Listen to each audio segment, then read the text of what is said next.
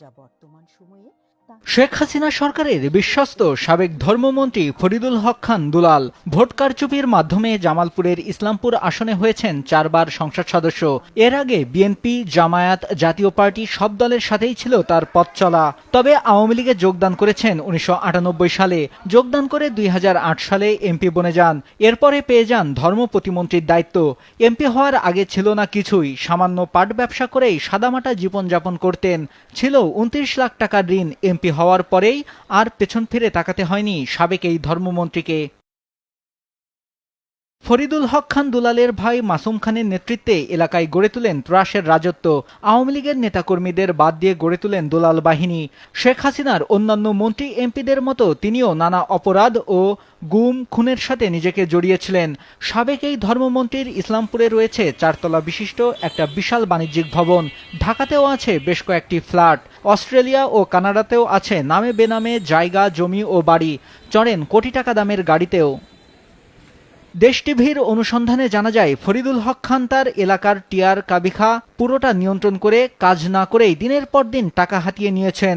সুনির্দিষ্ট কিছু শিক্ষা প্রতিষ্ঠানে নামমাত্র অনুদান দিয়ে বাকি টাকা নিজের করে নিয়েছেন। ফরিদুল হক খানের সব অপকর্মের প্রধান হাতিয়ার ছিল তার ভাই মাসুম খান ও তার দুলাল বাহিনীর লোকজন। দেওয়ানগঞ্জ ফুটানি বাজার থেকে উলিয়া বাজার পর্যন্ত যমুনা নদীর বাম তীর রক্ষা বাঁধের সব কাজ তার পছন্দের ঠিকাদারের নামে নিয়ে হাতিয়ে নেন শত শত কোটি টাকা। এলাকায় এমপিও ভুক্তকরণের নামে 33টি শিক্ষা প্রতিষ্ঠানের প্রতিটি থেকে 10 থেকে 20 লাখ টাকা করে নেন। এছাড়াও চাকরির নিয়োগ ও বদলির রমরমা বাণিজ্যে তিনি নিজেকে রেখেছিলেন শীর্ষে। 40 দিনের কর্মসূচিতে কোনো কাজ না করেই উপজেলা ত্রাণ ও পুনর্বাসন কর্মকর্তার মাধ্যমে 15 বছরে হাতিয়ে নেন 80 কোটি টাকা। ঘূর্ণিঝড়ে ক্ষতিগ্রস্তদের জন্য ত্রাণ তহবিল থেকে 4 কোটি 80 লাখ টাকা সহায়তা দেওয়ার কথা থাকলেও বেশিরভাগ টাকাই হরিলুট করেন সাবেক ধর্মমন্ত্রী ফরিদুল হক খান। ইউনিয়ন পরিষদের মনোনয়ন বাণিজ্যেও পিছিয়ে ছিলেন না তিনি। উপজেলার 12টি ইউনিয়নে ইউনিয়ন পরিষদের চেয়ারম্যান পদপ্রার্থীদের মধ্যে যারা 30 লাখ টাকার বেশি ঘুষ দিয়েছেন তাদেরকেই মনোনয়নের সুপারিশ করে মনোনয়ন নিশ্চিত করেন। টিয়ার কাবিখা অ্যাডজাস্টের নামে উনি শত শত কোটি টাকা হাতায় দিয়েছেন। যমুনা নদী তীর রক্ষা বাঁধ পানি উন্নয়ন বোর্ড থেকে শত শত কোটি টাকার কাজ হয়েছে। এখানে মন্ত্রী পার্সেন্টেজ নিছে, মাসুম খান কাজ করছে, এখানে শত শত কোটি টাকা হরিলুট করছে। ইসলামপুরে শেখ রাসেল স্টেডিয়ামের ভূমি অধিগ্রহণ করার আগেই সমস্ত জমি তার ভাইয়ের নামে লিখে নেন। পরে বেশি দামে সরকারের নিকট অধিগ্রহণের নামে 50 কোটি টাকা হাতিয়ে নেন। সরকারি ব্যবস্থাপনায় হজ বাণিজ্যেও পিছিয়ে ছিলেন না তিনি। হজ সিন্ডিকেটের সাথেও নিজেকে করেছিলেন সম্পৃক্ত। হজের সময় কোটি কোটি টাকা পাচার করেন বিদেশে।